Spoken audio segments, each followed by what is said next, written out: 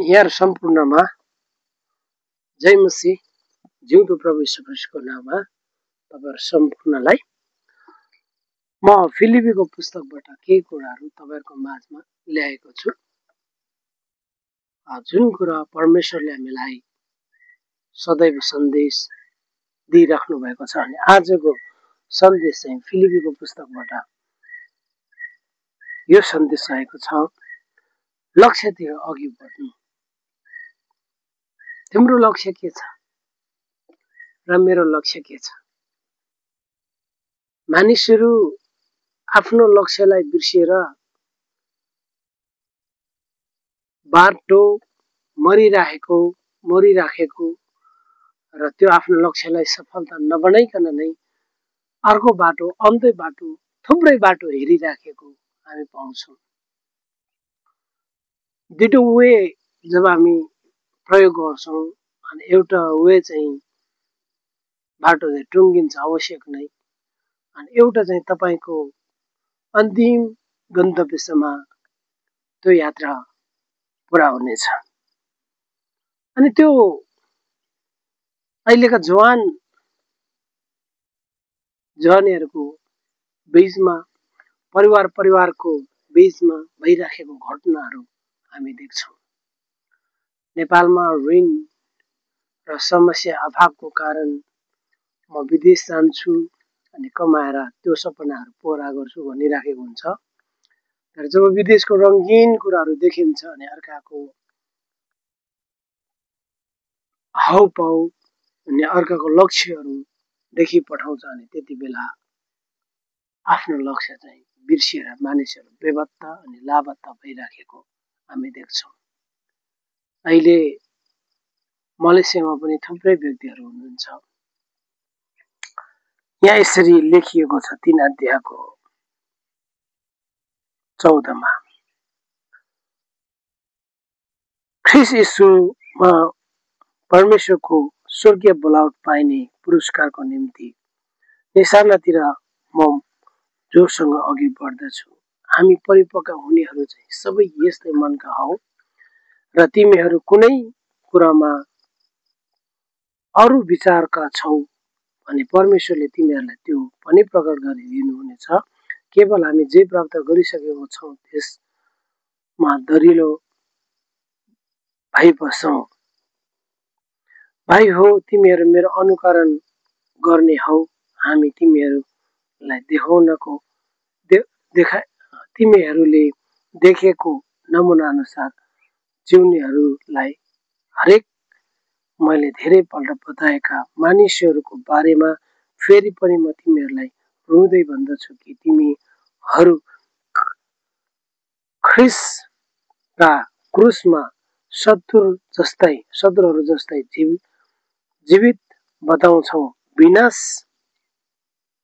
तिमीहरूको अन्त्य हो र पेट तिमीहरूको ईश्वर हो र तिमीहरू आफ्नो शर्ममा गौरव गर्दछन्, तर तिमीहरूको मन संसारिक कुरामा लागिरहन्छ। तर हाम्रो नागरिकता स्वर्गमा छ।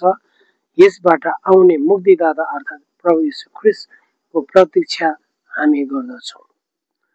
उहाँले जुन शक्तिद्वारा सबै कुरा उहाँको अधीनमा ल्याउन सक्नुहुन्छ, हाम्रो हीन शरीरलाई आफ्नै महिमाको शरीर जस्तै उहाँले परिवर्तन गरिदिनु हुनेछ।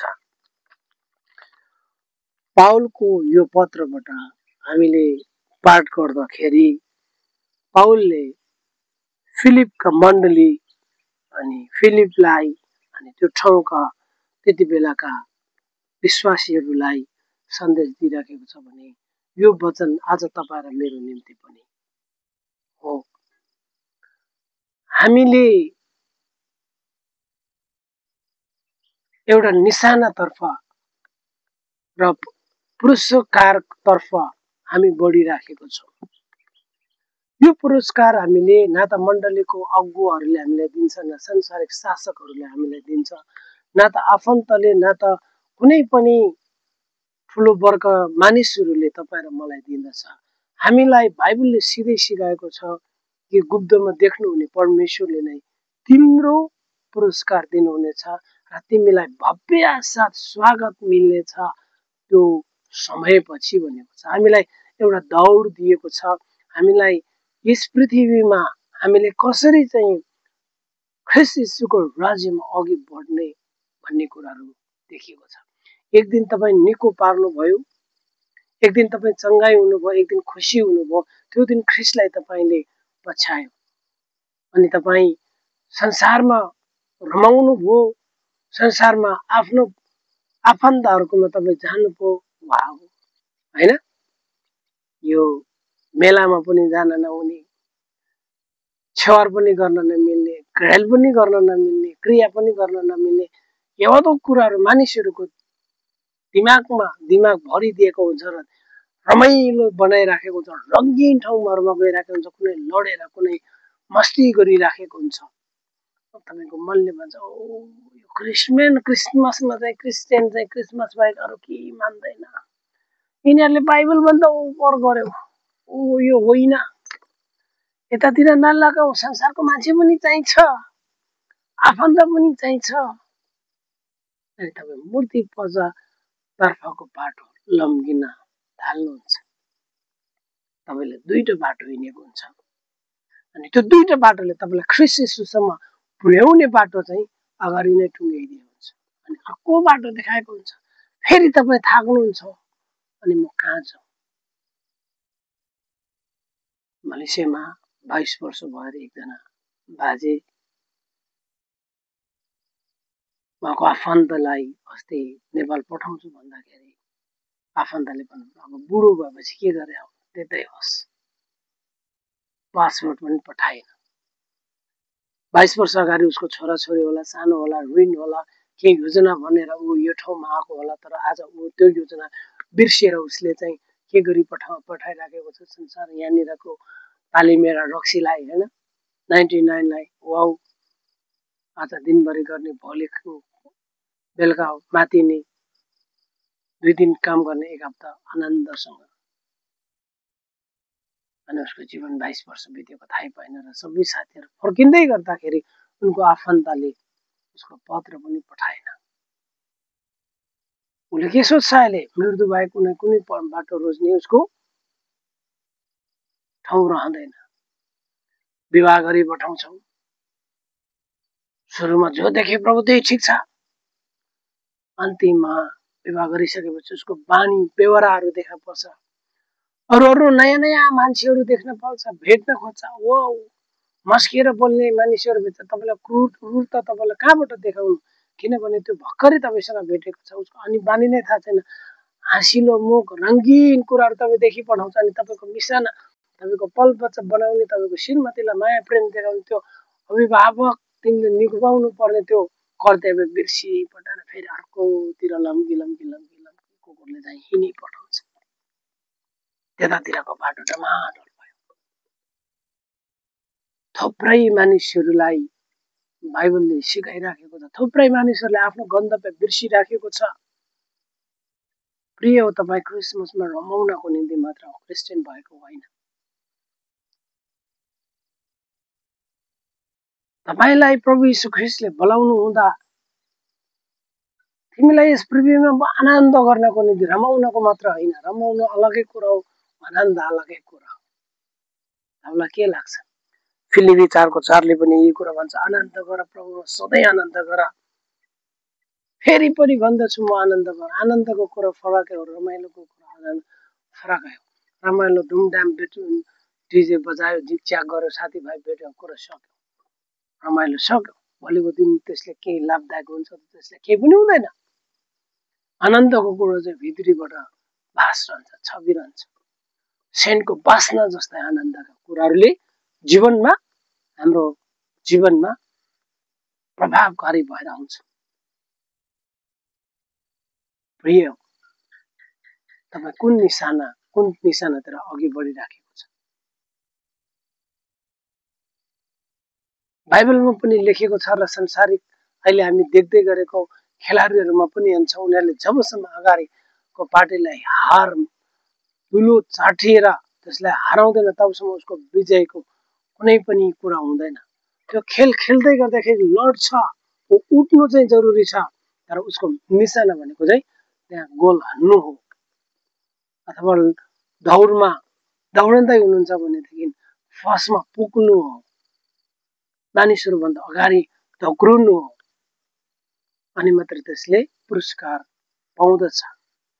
तपाईँ यदि श्रीमतीसँग आफ्नो कर्तव्यबाट भाग्दै हुनुहुन्छ भने तपाईँलाई अर्कै बाटो बनाइराखेको हुन्छ, अनि त्यो तपाईँको बाटो कहिले पनि टुङ्गिँदैन।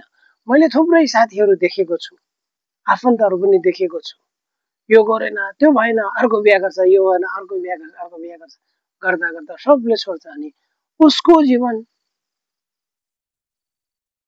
बेकार कुकुरको जस्तै जीवन भएको म देख्छु। अन्तमा तपाईँको जवान छ भन्दैमा, तपाईँको उमेर छ भन्दैमा, तपाईँले छल्न सक्यो भन्दैमा तपाईँको बाटो तपाईँले नबिर्सिनुहोस्। किनकि तपाईँले ख्रीष्ट यीशुलाई पछ्याएको छ भनेदेखि तपाईँ एक दिनको अप्ठ्यारोले आनन्द राज्यबाट तपाईँ गुमाउँदै हुनुहुन्छ। त्यो आनन्द पाउनबाट तपाईँ हराउँदै हुनुहुन्छ। आनन्द चाहिँ ईसाई जीवनमा आनन्द चाहिँ सधैँ आनन्दै आनन्द छ। निकै समस्या पर प्रार्थना लड मानिसलाई भन्दैन, कसैले कोट्यो प्रभु धन्यवाद तपाईँले मलाई आजको दिनसम्म सुरक्षा राख्नु भएको छ। डाक्टरले रिचेक गर्यो त्यही पनि तपाईँले भन्न सक्नुहुन्छ त्यतिबेला प्रभु धन्यवाद। परमेश्वर कति महान हुनुहुन्छ, उहाँमा एनर्जी छ। तपाईको परिपक्वता, तपाईको यात्रा चाहिँ ईसाई जीवनको यात्रा चाहिँ येशू ख्रीष्टलाई भेट्नु हो, ताकि तपाईँ पास्टरबाट प्रशंसा पाएर प्रशंसाको पत्र र फुलको माला लगाएर अनि तपाईँ बढ्नु मात्र होइन, त्यो त हो, त्यो पाउनुपर्छ, पाइन्छन् पनि, तर तपाईँले गरेको लगानी ख्रीष्ट येशूसँग। मैले धेरै अगुवाजनहरूले भनेको देख्छु कि मैले यो मण्डली जिरोदेखि उठाएँ, मैले यत्रो दुःख गरेँ, अब यसले मलाई मान गरेन, मेरो कुरा सुनेन, म यो मण्डली छोड्छु, म अर्को बनाउँछु। प्रिय तपाईँ त्यहीँ थाकिँदै हुनुहुन्छ। मनमुटाव कसको हुँदैन र? एउटा नबोल्ने जनावरलाई त कुरो मानेन भने बाटाले हानी फालाउँछ भने तपाईँ हामी त बोल्ने मान्छे हो। तर त्यहाँ पनि एउटा परमेश्वरले व्यवस्था बनाइदिएको छ कि तिमीहरू आऊ बसो कुराको छलफल गरौँ है, त्यो समस्याको समाधान खोज्नु, ताकि तपाईँ अर्को बाटो लगेर हिँडिराख्नु आवश्यकता पर्दैन। यदि आज तपाईँले यो मण्डली छोड्नुभयो भने नि भोलि तपाईँलाई अर्को मण्डली पनि छोड्न जरुरी लाग्छ। 100% तपाईँले छोड्नुहुन्छ। आज तपाईँले एउटा छोरी मान्छेलाई धोका दिँदै हुनुहुन्छ नि, तपाईँ भोलि तपाईँलाई त्यो छोरी मान्छेलाई पनि तपाईँले धोका दिनुहुन्छ। आजको मैदानबाट तपाईँ भाग्दै हुनुहुन्छ नि, तपाईँले अर्को यात्रा पनि पुरा गर्नुहुन्न। ख्रीष्ट येशूले सजिलोसँग राखिदिएको यात्रा त दौड त मिसन त तपाईँले अघि पुर्याउन सकेन भने नि तपाईँलाई अर्को वायद कुराहरूमा तपाईँले पुरा गर्न सक्नुहुन्न र तपाईँको जीवन डामाडोलमै बितिन्छ। यसकारण हाम्रो नागरिकता स्वर्गमा छ र त्यहाँबाट आउनुहुने मुक्तिदाता अर्थात् येशू ख्रीष्टको प्रतीक्षा हामी गर्छौँ। हामी कसको प्रतीक्षा गर्छौँ? येशू ख्रीष्टको। तपाईँ लडेको, गिरेको, तपाईँले सेवकाईमा पिल्सिएको, दुःख गरेको, तपाईँ मण्डलीको जोरैदेखि तपाईँले गरेको त्यो इनाम चाहिँ तपाईँलाई ख्रीष्टले दिनुहुन्छ। यो परिपक्वमा चाहिँ तपाईँ अघि बढ्नुहोस्, यो विषयमा चाहिँ तपाईँ अघि बढ्नुहोस्। परमेश्वरको महिमा भएको होस्। अनि मैले यो भिडियो अलि लामो बनाएको छु, सुनेर प्रतिक्रिया तपाईँहरूले दिन सक्नुहुनेछ। जय मसीह।